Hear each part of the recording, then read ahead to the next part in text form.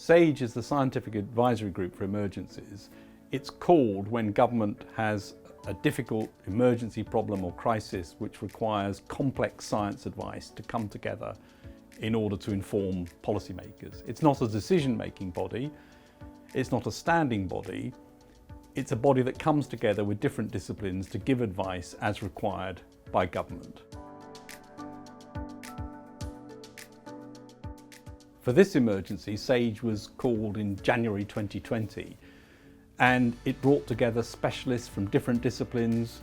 We set up subgroups in behavioural science, in mathematical modelling, in transmission of the virus, in expertise on virology, and tried to bring together that complicated advice from hundreds and hundreds of scientists around the UK to be able to deliver clear, consistent, coherent advice to government. SAGE doesn't have standing members, it has participants who join for a particular emergency.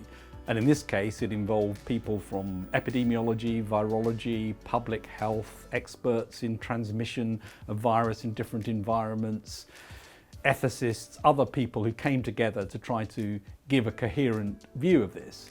And they're all people with busy day jobs, and I want to thank them for the enormous work they put in over the period of this pandemic.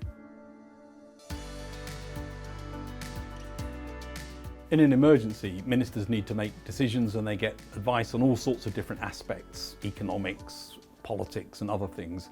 Our job in SAGE is to make sure they get the best scientific evidence they can, presented in a way that's understandable by ministers, publish it where we can, which we did fully in this emergency, and allow ministers then to use that to make the decisions they have to make.